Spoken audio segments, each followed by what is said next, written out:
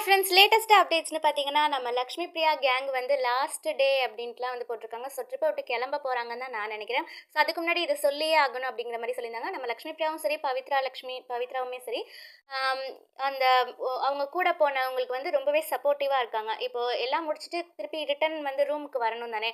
So அதுக்கு வந்து நம்ம யூஸ்வலாக ஃபேமிலிஸ்லாம் டூர் போனால் என்ன பண்ணுவோம், டிரைவராக ஓட்டுறவங்கள வந்து சீக்கிரம் போங்க, எப்படியாவது போய் ரெஸ்ட் எடுத்தால் போதும்னு இருக்குது, ரொம்ப டயர்டாக இருக்குது, எப்படியாவது போனா போதும் அப்படி தானே சொல்லுவோம்.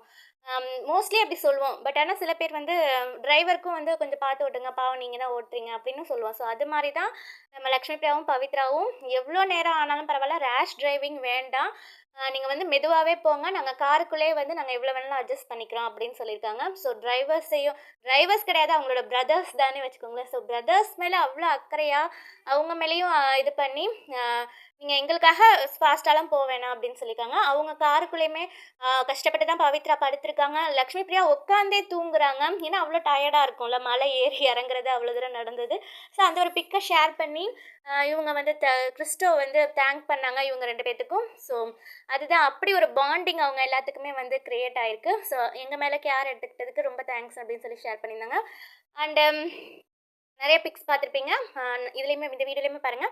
நான் நோட் பண்ண ஒரு விஷயம் வந்து லக்ஷ்மி பிரியாவே ஒரு இன்டர்வியூவில் சொல்லியிருப்பாங்க, யாருக்குமே தெரியாத என்னோட ஒரு டேலண்ட்னா நான் நல்லாவே ஹிந்தி பேசுவேன், அது யாருக்கும் தெரியாதுனாங்க.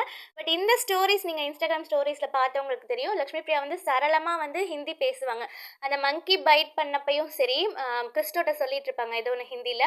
அண்ட் லேட்டஸ்ட்டாக பார்த்த வீடியோலையுமே ஒரு வீட்டில் வந்து ஒரு லேடி கிட்ட வந்து ஹிந்தியில் தான் ஏதோ பேசினாங்க. அங்கே அழகழகான பூனைக்குட்டியோ நாய்க்குட்டியோ என்ன குட்டி எனக்கு சரியாக தெரில, ஆனால் நிறைய குட்டீஸ் வந்து பப்பீஸ் வந்து இருந்தது. ஸோ அதை பார்த்தா அங்கே பேசுகிற லேடிக்கிட்ட நம்ம லக்ஷ்மி பிரியா வந்து சரளமாக ஹிந்தி பேசினாங்க. நான் பார்த்தேன், அதை நோட் பண்ணி உங்கள்கிட்ட சொல்லணும்னு நினச்சேன்.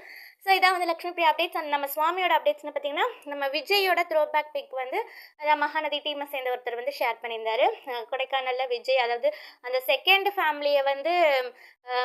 ஃபேமிலி என்ட்ரி ஆவாங்களா கொடைக்கானலில், ஸோ அப்போ எடுத்துக்கிட்ட விஜய் பிக் வந்து ஷேர் பண்ணியிருந்தாரு. அண்டு ஆங்கர் அசார் இருக்கார் இல்லையா, ஸோ அவர் கூட யூடியூப் சேனல் ரன் பண்ணிட்டு இருக்காரு, செலிபிரிட்டிஸ் இது பண்ணுவாங்க. ஸோ அசார் கூட வீக்காக இன்டர்வியூ வரும்னு சொன்னாங்க. அப்புறம் நம்ம சுவாமியே வந்து வாய்ஸ் மெசேஜ் அனுப்புனாங்க, நான் வர மாதிரி இருந்தால் வருவேன், டைம் கிடைக்கல அப்படின்னு சுவாமியை வாய்ஸ் மெசேஜ்லாம் அனுப்புனா சொல்லியிருந்தாரு. இப்போ அசார் வந்து ஃபைனலாக என்ன சொல்லியிருக்காருன்னா, 99% சுவாமியோட இன்டர்வியூ கிடைக்காது, நீங்கள் எக்ஸ்பெக்டேஷன்ஸ் வச்சுக்காதீங்க அப்படின்ட்டு சொல்லி ஷேர் பண்ணிட்டாரு. ஸோ அசாரோட சேனலில் நம்ம சுவாமியோட இன்டர்வியூ கிடைக்கவே கிடைக்காது அப்படின்ட்டு அவர் வந்து அடித்து சொல்லிட்டாரு, நீங்கள் எக்ஸ்பெக்டேஷன்ஸ் வச்சுக்க வேண்டாம் அப்படின்னு. அண்ட் இப்போ பார்த்தீங்கன்னா இதை வச்சு நிறைய ஃபேக் ஐடிஸ், ஏற்கனவே ஃபேக் ஐடிஸ் தான் வந்து இப்போ ரொம்ப மும்மரமாக வேலை பார்த்துட்ருக்காங்கன்னே சொல்லலாம். ஏன்னா இப்போ சிங்கப்பூரில் மகாநதி ஈவெண்ட் நடக்க போகுது இல்லையா. ஸோ இந்த எந்த ஒரு சீரியல் வரலாற்றுலேயே எந்த ஒரு தமிழ் சீரியலுக்கும் இப்படி ஒரு அங்கீகாரம் கிடைச்சதில்லை. சீரியலுக்குன்னு ஒரு வெளிநாட்டில் வந்து ஒரு பெருமை சேர்க்குறாங்க, ஒரு செலிப்ரேஷன் நடக்குதுன்னா அது ஃபர்ஸ்ட் டைம் நம்ம மகாநதிக்கு மட்டும்தான் நடக்குது. ஸோ அதை கெடுக்கிறதுக்குன்னே, ஏன்னா அவங்களோட ஒரு சில ஃபேன்ஸ் வந்து அவங்களுக்கு பிடிச்சவங்கள வந்து எக்ஸ்போஸ் பண்ணிட்டேன்ல, நான் தான் சொன்னேனே இந்த ஆக்டர்ஸ் தான் வந்து ஃபேக் ஐடியை வந்து ஃபாலோ பண்ணுறாங்க, இவங்க தான் வந்து ஃபேக் ஐடிஸை என்கரேஜ் பண்ணுறாங்க போல் அப்படின்ட்டு நான் சொன்னேன்ல. ஸோ அதனால வந்து ஃபேக் ஐடிஸ்லாம் வந்து பார்த்திங்கன்னா வீக்காவோட டிபியை வச்சுக்கிட்டு எல்லா இடத்துலையும் சம்மந்தம் இல்லாமல் வீக்கா ஃபேன்ஸ் மாதிரியே நெகட்டிவிட்டியை க்ரியேட் பண்ணிவிட்டு, சுவாமிக்கு நெகட்டிவிட்டி, லக்ஷ்மி பிரியாவுக்கு நெகட்டிவிட்டி க்ரியேட் பண்ணிவிட்டு, இப்படி அவங்க வந்து ஓயாத வேலையில் இருக்காங்க. இப்போ அசார் வேற இப்படி சொல்லிட்டாரா, சுவாமி வந்து இன்டர்வியூ கொடுக்க மாட்டாருன்னு சொல்லிட்டாரா, அப்போ இன்னும் என்னென்ன கதை கட்டுவாங்கன்னா, பார்த்தீங்களா நாங்கள் தான் சொன்னோம்ல, அவருக்கு சுவாமிக்கு வந்து லக்ஷ்மி பிரியாவோட இன்டர்வியூ கொடுக்க பிடிக்கல, அவருக்கு மகாநதி பிடிக்கல அப்படின்னு என்னென்னமோ அவங்க இஷ்டத்துக்கு என்னென்னமோ கதை கட்டுவாங்க.